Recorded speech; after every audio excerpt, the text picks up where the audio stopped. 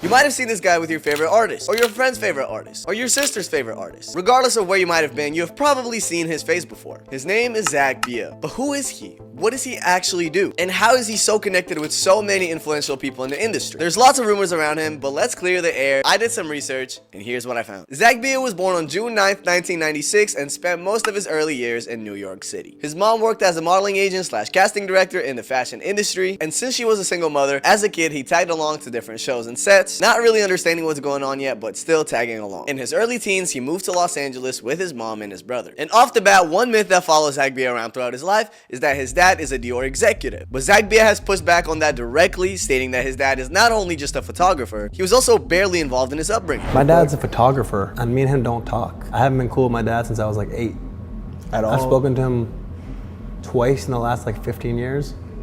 Damn. My mom is a single mom. The rumor likely happens because the two share the same last name, Bialobos. And Olivier Bialobos is Dior's chief communications officer. So because of this coincidence, a lot of people assume a family tie, which is a claim that has absolutely no verified evidence and doesn't have any direct connection to Zack's success. Everyone thinks it's this guy named Olivier who works for Dior, who's like I heard that. distant cousin of my dad. Okay. But like they're not like you know, like we don't all talk. I don't know him like that. Google my last name, and the only person whose last name comes up when you Google that is him, because he has like a corporate job. The truth, however, is a lot more mundane. Growing up with a single mom in a financially modest household while working at Abercrombie in high school. He states himself that he did not grow up wealthy, but they were also relatively well off. Later, he went on to attend Beverly Hills High School, but also don't get it twisted, because he was only able to go to that high school due to an out-of-district permit. He did not live in Beverly Hills. Then he went to a community college, and later on transferred to USC. And in 2015, there was a night that changed everything for Zack. In 2015, Zack Bia was celebrating his 19th birthday at Hooray Henry's in LA, which also luckily happened to be the same night that Fetty Wap was performing. Now, to give you a little bit of context, that was around the time when Fetty Wap was experiencing his Trap Queen hype. The song was on top of the charts,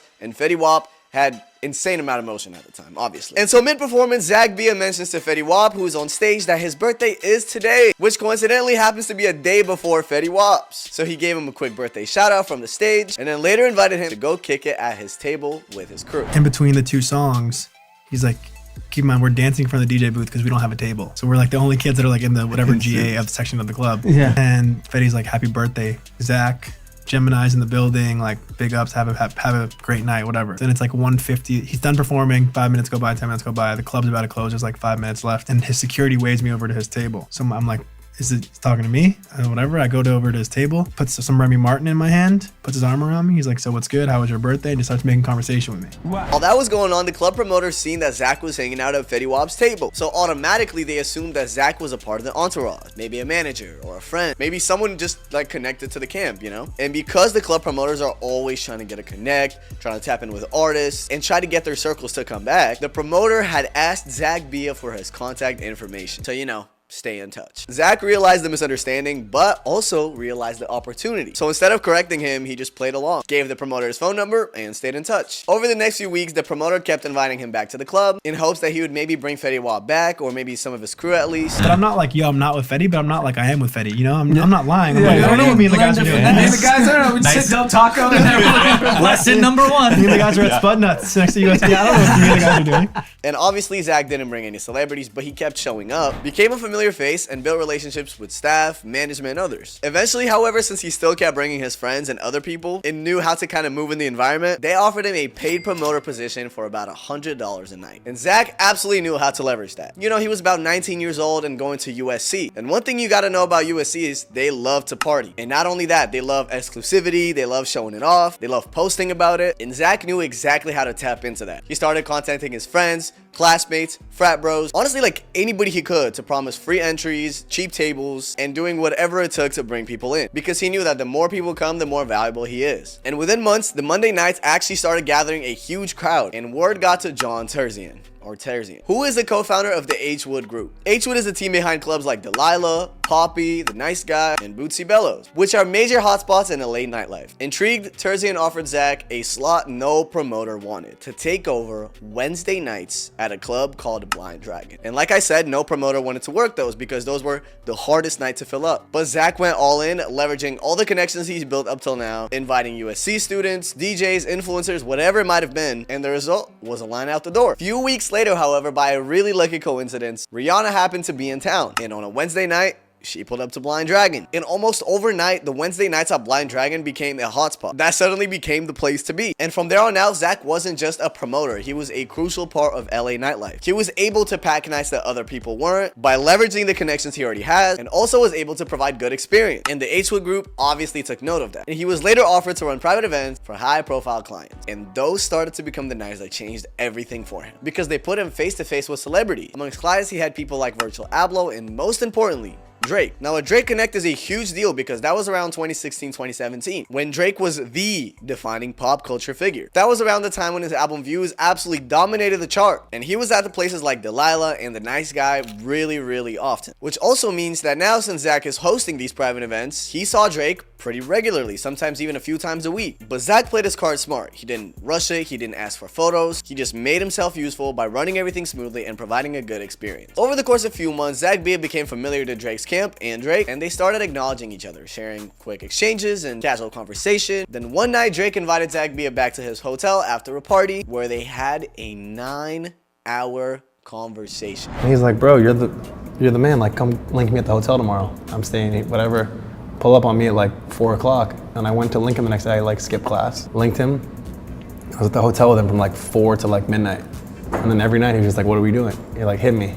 And he just became like my big brother. From there on out, Drake kind of became like a mentor to Zack. They stayed in touch constantly. Zack started traveling with him to some shows, even getting a chance to open some of them. And it was more than just a business relationship. It was mentorship built on genuine trust. But as his public footprint grew, so did the conversation about his personal life. Some of his earliest public relationships include people like Madison Beer. Then a rumor sparked about him and Kylie Jenner, which as of now is still just a rumor. Then he went on to date Olivia Rodrigo. And it was fair to say that outside of his incredible promoting abilities, now his personal life was also bringing more eyes to him. Throughout these years, Zack also started getting invited to fashion shows, which seems like kind of a full circle moment because, I mean, like I said, his mom was working in the fashion industry. Some of the earliest shows attended by Zack include Louis Vuitton in 2018, Off-White in 2018 as well, Dior Men in 2019, Amiri in 2019, and so forth. And around 2017, Zack Bia started thinking about launching his own record label as a cultural pipeline to help raise new underground talent. And in 2020, he teamed up with James Canton to launch Field Trip Recordings. And it was an incredible partnership. Canton has industry experience through working at Electric Feel Entertainment, so he knew how label operations work, distribution, contracts, marketing, and etc. And Zack Bia understood the culture. Who is making noise? What sound is coming next? And some of their first signed artists include Slump Success, SSG Kobe, Heaven, Mallory Merck, but most notably their biggest signee yet,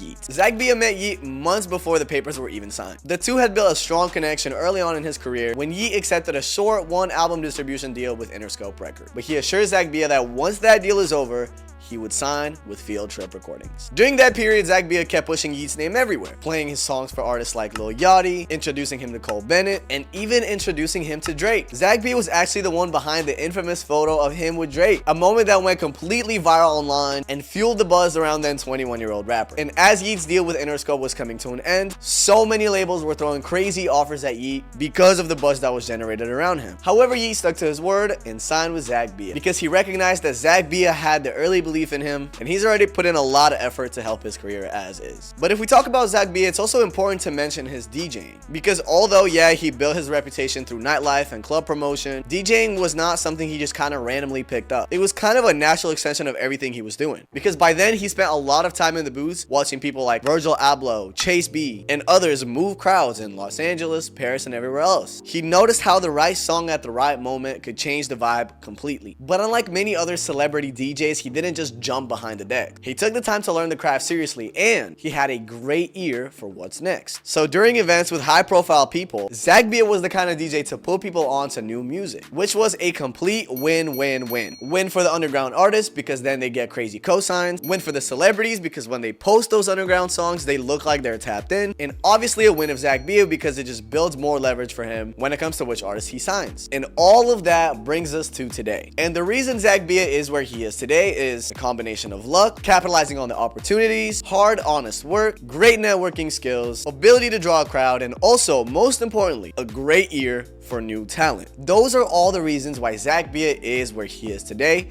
and that's how he got there. So hopefully I was able to clear up some confusion and give you guys a little bit of a backstory. Thank you guys so much for watching. Please make sure to subscribe, please! And I will see y'all in the next video. Peace out.